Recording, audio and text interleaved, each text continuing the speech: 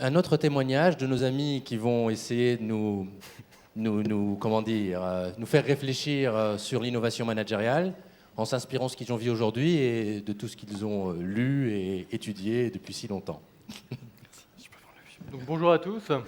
Donc, déjà, on est ravis d'être là. On a passé une excellente journée. Ça a été une journée qui a été riche en échanges, en réflexions, en rencontres. Donc, on voulait vous remercier pour cela.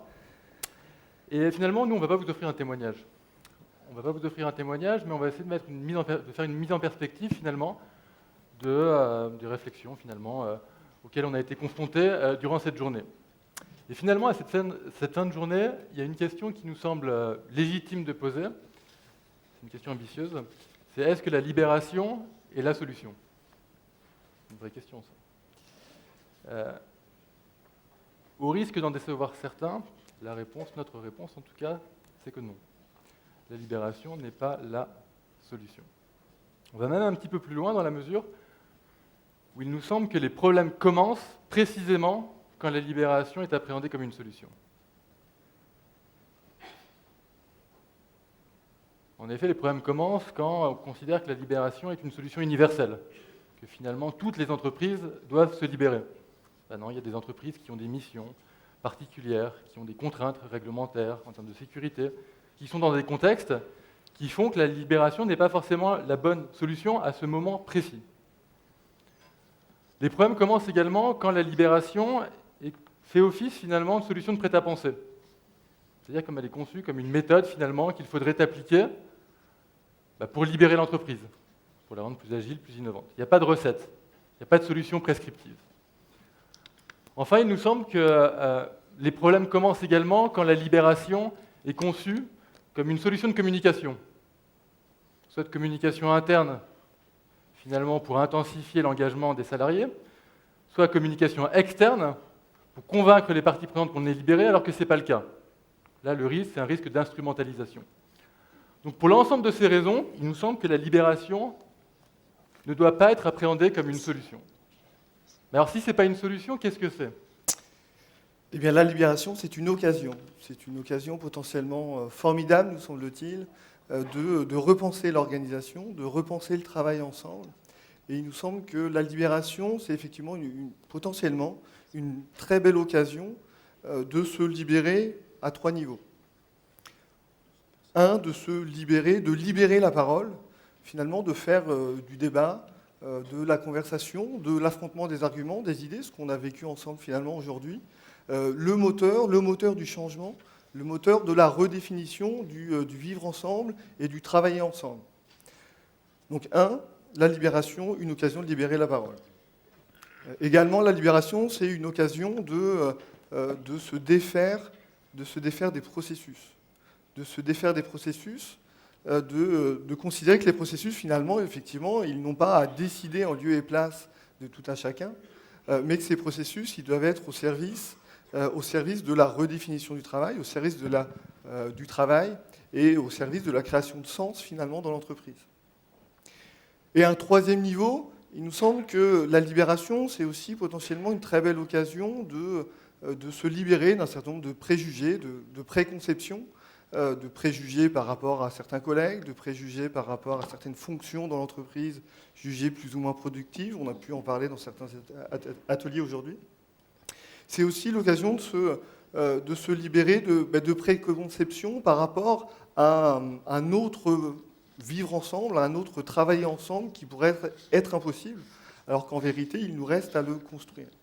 Donc finalement, à ce titre, la libération, c'est effectivement potentiellement une très belle occasion de redéfinir les modalités de travail collectif. Alors effectivement, si la libération, c'est une occasion de réfléchir ensemble au projet d'entreprise, au sens du projet d'entreprise, c'est aussi, on l'a dit, une occasion de réfléchir individuellement, finalement, à ses pratiques quotidiennes, à son rôle, au sens de son action au quotidien. Alors c'est une réflexion qui doit être menée, on l'a aussi dit tout au long de la journée, à tous les niveaux de l'organisation, donc au niveau des dirigeants, des managers, mais aussi des employés. Au niveau des dirigeants, cette introspection, finalement, elle est articulée souvent en termes de posture. Quelle doit être la posture du dirigeant libéré?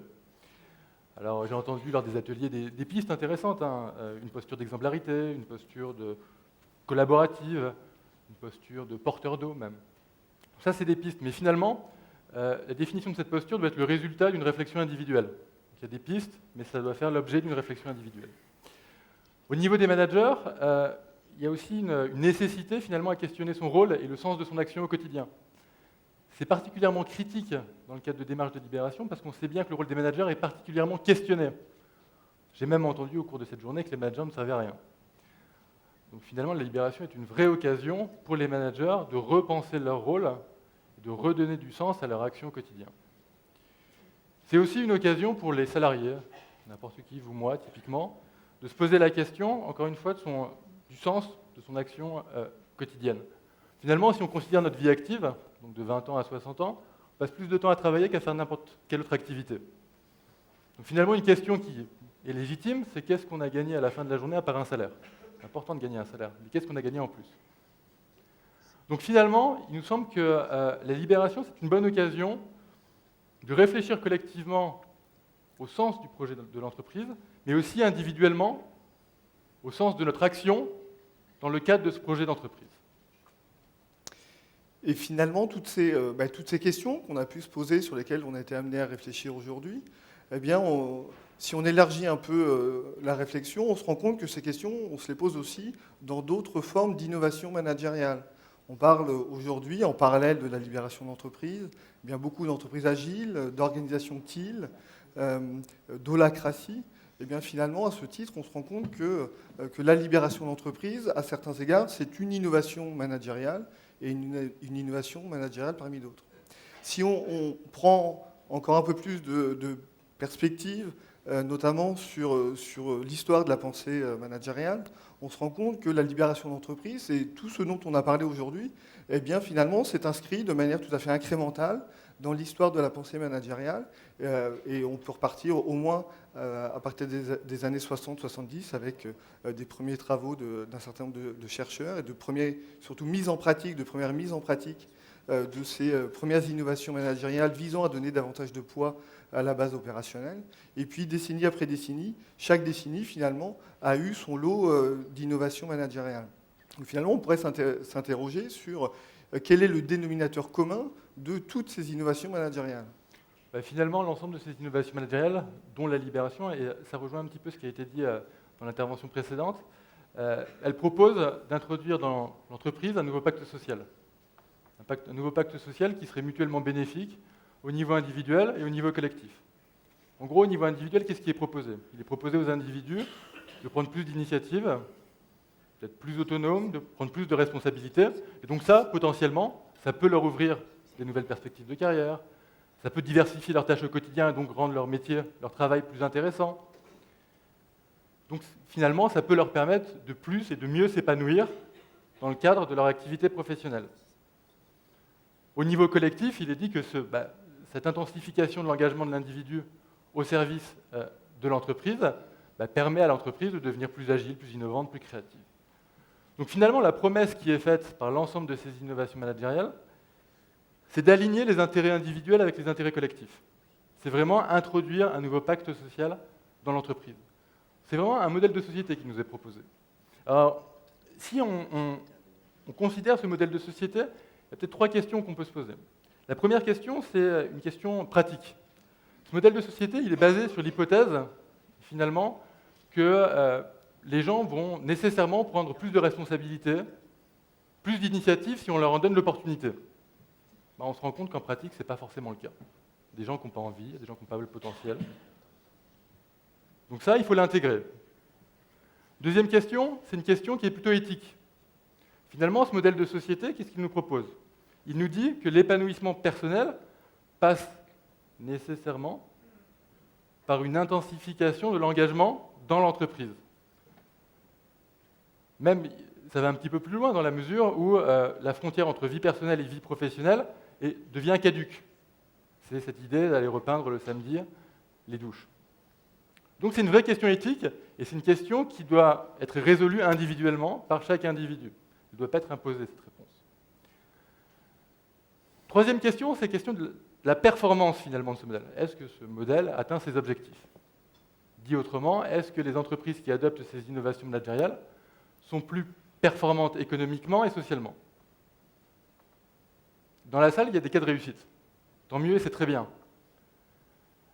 Après, quand au niveau macro, on regarde ce qu'il en est, il n'y a pas de corrélation positive prouvée entre l'adoption des innovations managériales et la performance économique et sociale de ces entreprises.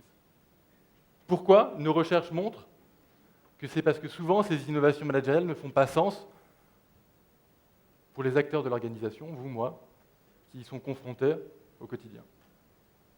Donc finalement, pour prolonger l'ensemble de ces réflexions, on a décidé avec Nicolas de lancer une chaire de recherche, la chaire Innovation managériale, qui s'intéresse à l'ensemble de ces questions. J'en profite d'ailleurs pour remercier CEPRO, qui est le premier partenaire de la chaire, qui est représenté par Jean-Michel Renaudot, que je cherche du regard mais que je ne vois pas. Bonjour Jean-Michel, donc merci beaucoup de nous avoir fait confiance. Et donc finalement, la chaire, elle pose une question qui est très simple, à formuler en tout cas. Comment renouveler les pratiques des entreprises pour construire un projet qui fasse sens pour l'ensemble des acteurs de l'organisation? Ça, c'est vraiment la question qui est centrale dans nos réflexions. Si vous êtes intéressé par ces réflexions, on vous engage à consulter le cahier d'innovation qu'on a rédigé, qui est un peu le livre blanc de la chaire. Donc, je vois que certains d'entre vous l'ont déjà, sinon il y en a qui sont à disposition sur les présentoirs à la sortie de l'amphi.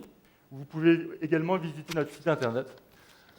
Donc on voulait vous remercier avec Nicolas. Merci encore pour cette journée. Et on espère qu'on aura l'occasion d'échanger avec vous sur ces sujets-là dans d'autres contextes. Donc merci beaucoup. Merci beaucoup.